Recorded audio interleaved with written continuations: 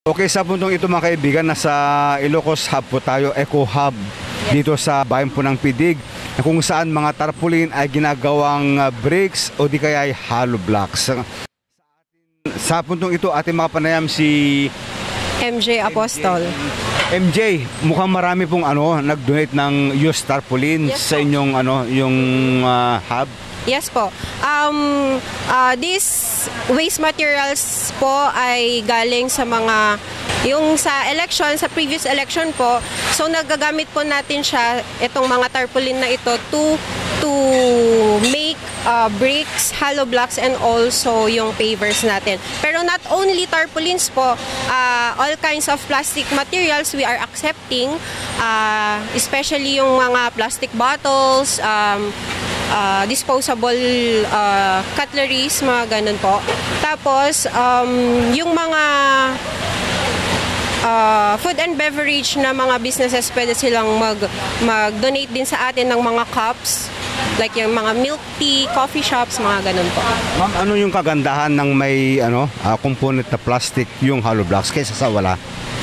Actually, our main purpose here in Ilocos Eco Hub, sir, is to lessen waste materials here in our place, not only here in Ilocos Norte, but also sa lahat po, nationwide. So, we are here to help na mag-utilize itong plastic materials na to, waste materials na to, na instead na pumupunta sa landfill natin is we utilize it to become bricks, building materials, etc. Ganito ang proseso sa paggawa ng bricks o hollow blocks. Ang mga used tarpaulins o plastic ilalagay sa grinder hanggang sa magkapira-piraso. Yan, pinong-pino na. At pagkatapos nito, ilalagay na o ihalo sa may buhangin na may semento hanggang sa mahalo ng husto.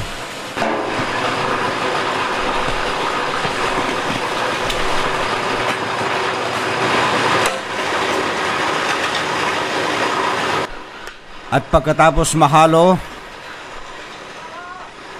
ilalagay na ito sa hulmahan.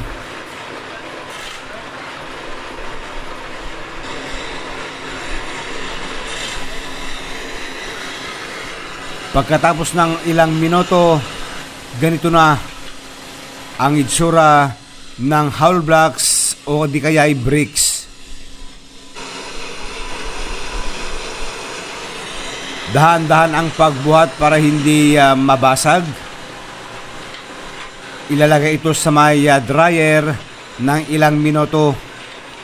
At pagkatapos matuyo, ilalagay na ito sa may tubig, ibabad hanggang sa mawala ang bula.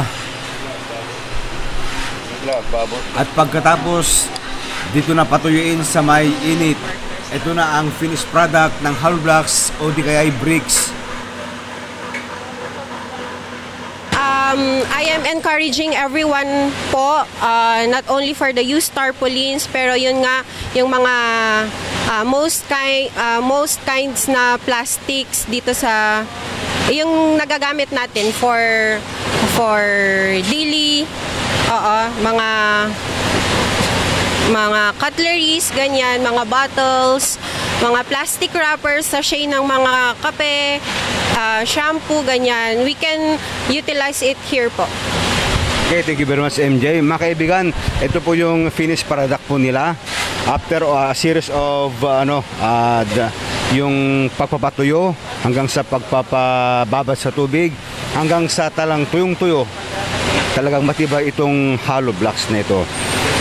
Okay, mula dito sa Ilocos Eco Hub, dito sa bayan ng Pidig, ako po si Dennis Alipio para sa Balitang Ilocos Online. This is Balitang Ilocos Online.